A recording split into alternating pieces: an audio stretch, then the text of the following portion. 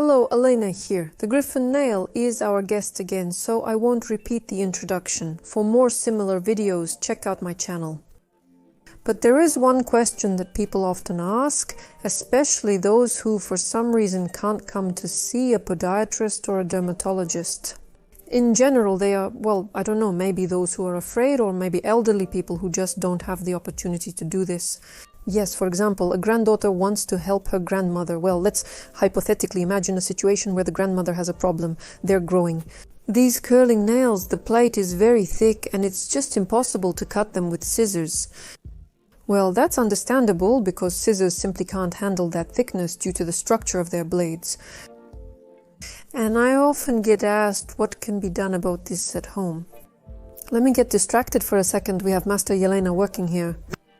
In addition to the Onychogryphosis, there are likely other problems present. We're gathering samples for testing. So let's get back to the grandmother and the granddaughter. If the granddaughter wants to help her grandmother, the first thing she needs to do is get the right tool. That means she'll still have to go to a specialty store and buy the tools she can use to help her grandmother. Let's say pliers like the ones we have. Yes, of course, they're not cheap, but it's quite possible that this is less hassle and it will be easier to do it at home. Because, for example, grandma, well, I don't know, can't walk, or it's hard for her to go long distances, so she's not transportable. Or, come up with the right word for it. Basically, there's just no way to move her from her place and bring her, let's say, several kilometers away from home. The granddaughter will go to the store to buy pliers similar to or exactly like the ones we have. Who needs them? Next, the granddaughter will do the following steps. She will take a basin with warm water and do a maceration. That is, she will put her feet in there and soak them. And at this moment, not only the skin gets soaked, but of course the nails as well. And maybe not 100%, but the nail will become much softer and more pliable. And also the skin around the nail will become much more pliable too. And then the chances that the granddaughter will actually be able to cut the nail are there. But sometimes onychogryphotic nails can be, well, just very thick. It's simply impossible. That is, sometimes we can't even get the clippers under there, and in such cases we use a machine. We take a carbide burr and thin out the nail plate so that we can cut it afterward.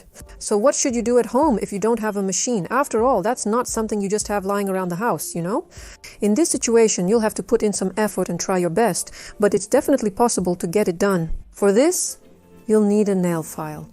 Just a regular file from a store. Maybe a household store or preferably a professional one, like the place where you bought your nail clippers.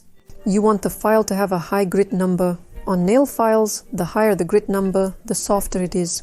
So you need something around 100. So a grit of 100 means that its abrasive is very coarse, which means it will file down your nail plate faster. And then after soaking, or even before it, yes, you can file your nail while it's wet. Nothing bad will happen to you because of that. In general, next you will need to thin out the nail plate using the same principle we use when working with a machine, that is, filing on the surface. It will work like sandpaper or like a file, and the main thing is that the plate will become a little thinner, and then you'll have the opportunity to cut the nail.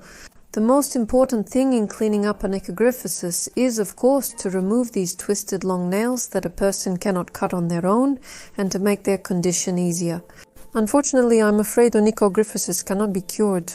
There isn't a simple prescription to follow that will make everything fine. As a rule, if such changes have occurred and the cells now grow inadequately, so to speak, then normally they grow at the same rate. But in the condition when a person has onychogryphosis, they start to... It's all over the place, like everyone doing their own thing, whatever they want. That's why the nail twists, thickens upward to the right in all directions and keeps growing. So we can't really go against nature here, but we can make this condition easier, clean it up, and the person will feel better. Now, as for the fungus that often accompanies onychogryphosis, more precisely, it joins in later because something starts to accumulate under the nail, the so-called subungual content, so as not to offend anyone's delicate, sensitive nature. Of course, fungal infections must be treated, so it is necessary to collect a sample of the material, and it is preferable to do this in a clinic. We just know how to do this, we have the authority and permission, and then we send the sample for bacterial culture. In general, this is a matter for a dermatologist. A master of pedicure or manicure does not treat this, and by the way, a podologist does not treat it either. Only a dermatologist does.